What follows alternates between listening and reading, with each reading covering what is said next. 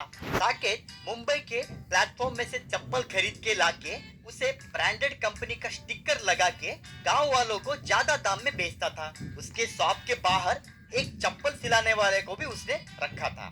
साकेत के शॉप में खरीदे चप्पल 4 दिन में टूट जाते थे। एक दिन एक आदमी आके,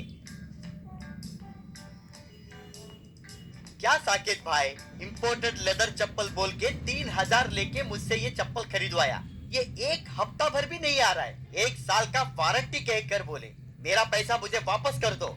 ये सच में इंपोर्टेड चप्पल है भाई। आपको ठीक से चलना अगर नहीं आए तो अच्छे से अच्छे चप्पल भी टूट जाते हैं। मैंने तुम्हें रोज गौर किया है, पैरों को घसीटते हुए चलते हो, वैसे चलोगे तो स्टील से बने चप्पल भी घिस जाते हैं। मैंने तुम्हें वारंटी दिया है, गारंटी नहीं। उस वारंटी कार्ड में क्या लिखा है एक बार पढ़ के देख। तू इस चप्पल को बड़े सतर्क से इस्तेमाल करने के बाद अगर कुछ हुआ तो ही हम तुम्हें पैसे वापस करेंगे। जाके वहाँ पे चप्पल सिला जा। क्या बोला तूने भाई? तुम्हारे मुताबिक चप्पल को अलमारी में रखना चाहिए। वैसे तुम्हारे पास चप्पल खरीदते वक्त मेरा अक्कल घास खाने गया था, कहकर चला गया।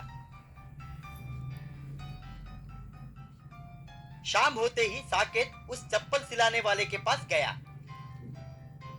मेरे वजह से लगता है तुम्हारा व्यापार मस्त चल रहा है, ला मेरा कमीशन ला, कहकर उसके पास पैसे लिया। उस गांव में चिंटू नाम का बच्चा रहा करता था। उसका चप्पल 4 दिन में एक बार टूटने की वजह से उसकी माँ रोज उसे डांटती थी। एक दिन चिंटू साकेत के पास आया।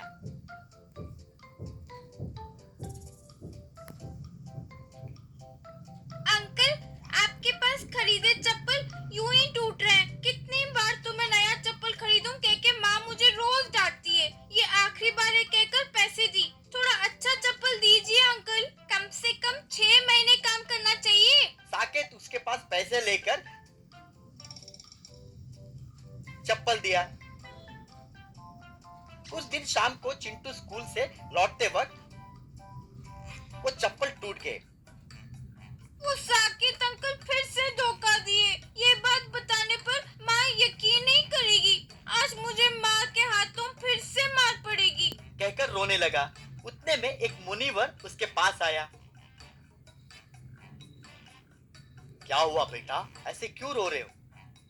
चिंटू उसे रोते हुए घटी सारी बातें बताया। उस साकेत को अक्कल कैसे ठिकाने पे लाना है मुझे मालूम है, तू घर पे जा, कहकर एक नया चप्पल सृष्टि करके उसको दिया। चिंटू बहुत खुश हुआ। अगले दिन उस गांव में 2 बड़े पैर आए। वो देखकर गांव वाले सभी आश्चर्य हो गए। वो पैर सीधा आके साकेत के दुकान के पास आए। साकेत उसे देखकर चौंक गया। उतने में उन पैरों में से एक आवाज निकली, तू चप्पल बेचता है ना? मेरे पैरों के माप के मुताबिक चप्पल दे। क्या हुआ, तुम्हारे पैरों के माप के मुताबिक चप्पल चाहिए? मेरे पास मैक्सिमम 12 नंबर तक की चप्पल है। तेरे पैरों के माप तो 1200 से ज्यादा है।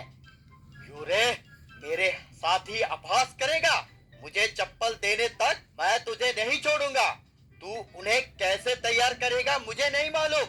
2 दिन में अगर उन्हें तैयार नहीं किया तो तुझे और तेरे दुकान को कुचल दूंगा। साकेत डर के मारे वहां से भाग गया। वो गलियों में भागते हुए जब जा रहा था तो वो पैर उसका पीछा करने लगा।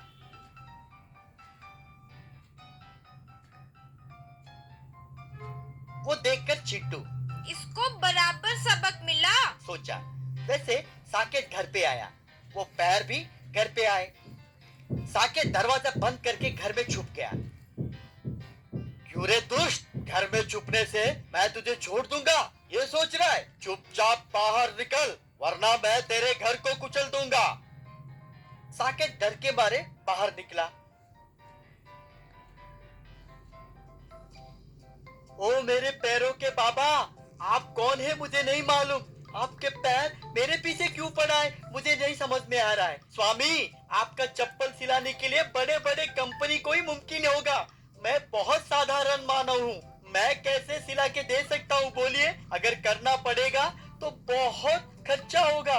स्वामी जी, मेरी पूरी संपत्ति बेचनी होगी। गांव के लोगों को धोखा देके बहुत पैसा कमाए है रे तू, उन पैसों से सिला के दे। मुझे अक्ल आया है स्वामी जी। मैं और कभी किसी को धोखा नहीं दूंगा। मुझे बीवी बच्चे हैं, मुझे छोड़ दीजिए स्वामी जी। ठीक है, इस बार के लिए मैं तुझे क्षमा करके जा रहा हूँ। अगर दोबारा किसी को धोखा दिया तो फिर से आऊंगा। अब की बार तुम्हें चप्पल नहीं, काउबॉय शूज सिला के देना होगा। खबरदार। क्या? Cowboy shoes? बाप रे! अब जिंदगी में किसी को धोखा नहीं दूंगा स्वामी जी। आप जाकर आइए, कहकर नमस्कार किया। वो पैर वहां से चले गए। उस दिन के बाद साकेत ईमानदारी से चप्पल बेचना शुरू किया। चिंटू बहुत खुश हुआ।